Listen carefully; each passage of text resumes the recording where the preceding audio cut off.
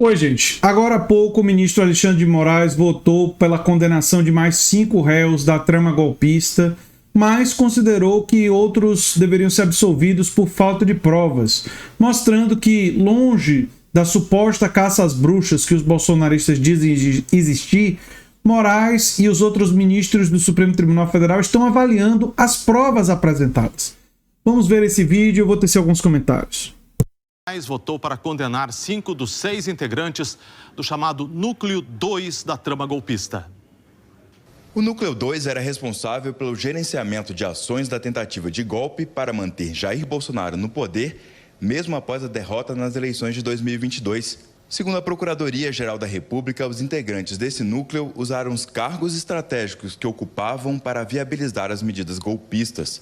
São réus Fernando de Souza Oliveira, delegado da Polícia Federal, Felipe Martins, ex-assessor internacional da Presidência da República, Marcelo Câmara, coronel da Reserva do Exército e ex-assessor da Presidência, Marília de Alencar, delegada e ex-diretora de inteligência da Polícia Federal, Mário Fernandes, general da Reserva do Exército, e Silvinei Vasques, ex-diretor-geral da Polícia Rodoviária Federal.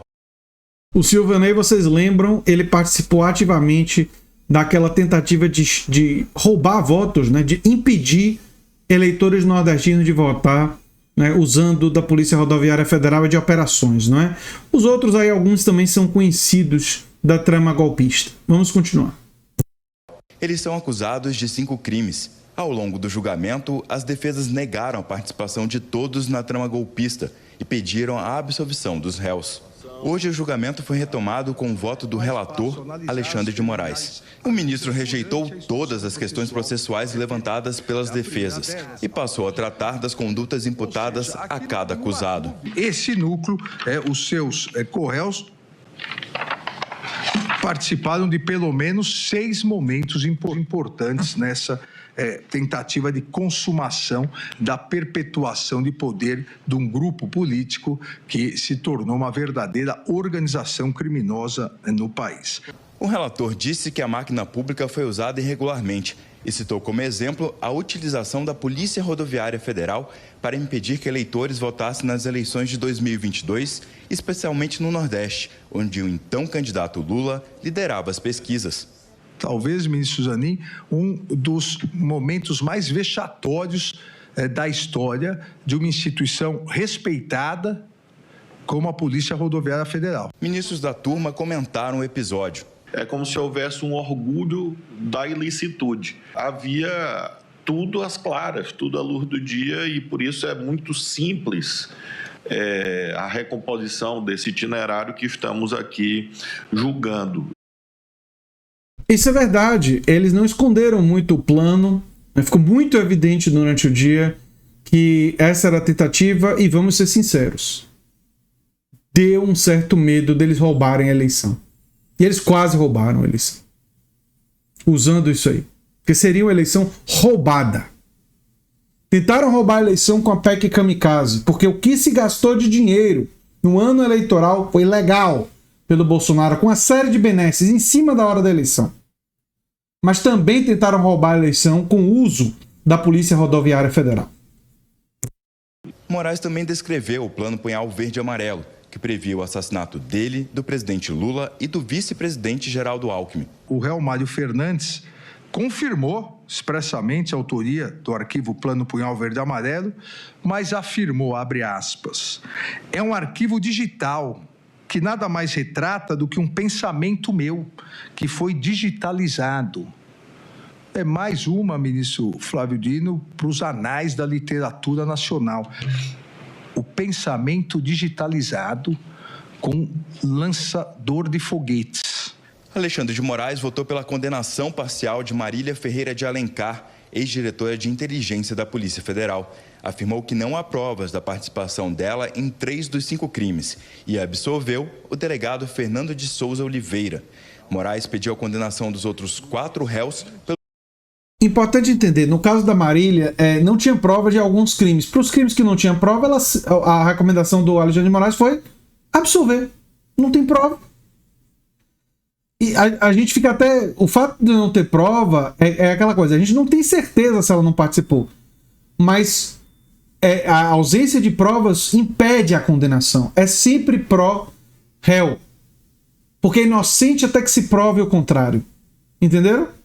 E o outro, mesma coisa. Não tinha, o delegado... no caso do delegado, não só tinha ausência de provas, mas a atuação dele no 8 de janeiro sugere que ele pelo menos atuou conforme se espera, o que também fortaleceu a defesa dele. Os 5 crimes. O relator elogiou o trabalho da Procuradoria-Geral da República e da Polícia Federal no caso. Um trabalho detalhado para que não houvesse nenhuma dúvida, como estamos fazendo até hoje, dentro do devido processo legal, nenhuma dúvida sobre a necessidade de realmente responsabilizar os golpistas, uma vez que jamais na história do Brasil nenhum golpista havia sido responsabilizado. Esse é o último núcleo de réus a ser julgado pela primeira turma por tentativa de golpe. A expectativa é de que os outros 3 ministros apresentem os votos até o fim do dia.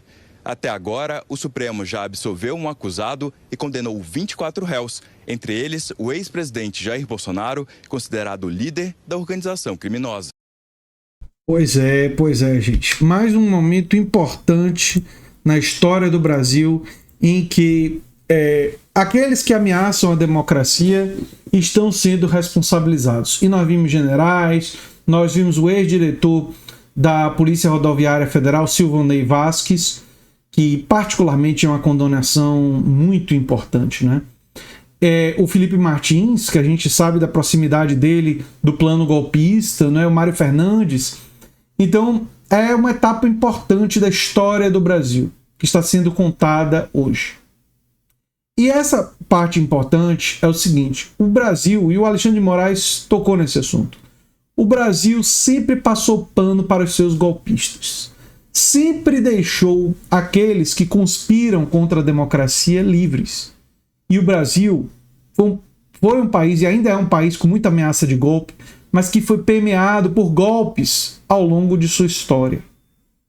Nós temos poucos períodos de estabilidade democrática, até porque a democracia muitas vezes ameaça os interesses de nações imperialistas. A democracia tem o potencial, não a garantia, mas o potencial de ameaçar os interesses das classes dominantes. E foi por isso que sempre foi interessante as classes dominantes favorecer golpes e ter controle direto, sem democracia, do país, para garantir a perpetuação das suas benesses. Benesses essas que eles conseguem, grande parte, ter mesmo em ambiente democrático, porque nós temos uma democracia oligárquica.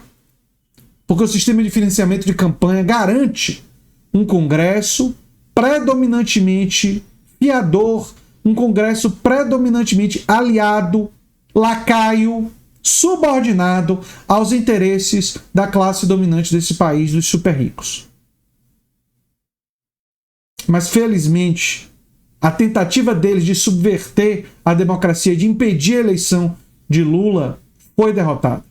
E agora os golpistas, os que planejavam matar Lula, Alexandre de Moraes e Geraldo Alckmin, estão sendo punidos. E olhe que se trata de um governo de centro-esquerda, que é um governo que faz muitas concessões ao grande capital. Imagine o que esse pessoal não faria se fosse um governo verdadeiramente socialista, né? Os riscos. Por isso que nós precisamos fortalecer esse governo e puxá-lo na direção de políticas sociais mais fortes para ganhar o povo e, com o povo no nosso lado, fazer com que o golpismo nunca mais ameace esse país. A esquerda voltou às ruas. Temos que ocupar as ruas e as redes com firmeza para derrotar o neofascismo de forma definitiva. E isso só virá com políticas públicas fortes que beneficiam a população materialmente e que mostram à população que quem está do lado da classe trabalhadora, quem está do lado dos mais pobres, não só agora, como sempre, foram os movimentos historicamente ligados ao campo da esquerda, ao campo trabalhista, ao campo socialista. Essa é uma lição fundamental que nós precisamos construir. E eu torço que para isso você se inscreva no canal Nova Máquina do Tempo, ajude a divulgar o nosso material. Eu tenho um curso Como Entrar no Mestrado ou Doutorado no link no comentário fixado. E se você gosta muito do que a gente faz, pode fazer um pix para andretj@terra.com.br. Pode também ver outras formas de nos ajudar no comentário fixado, né? Tem o curso que eu gostaria que você divulgasse, convencessem pessoas a se inscrever. O curso começa em janeiro. E se você gostou muito desse vídeo, provavelmente vai gostar muito do vídeo sugerido aqui no final. Tchau, tchau, gente.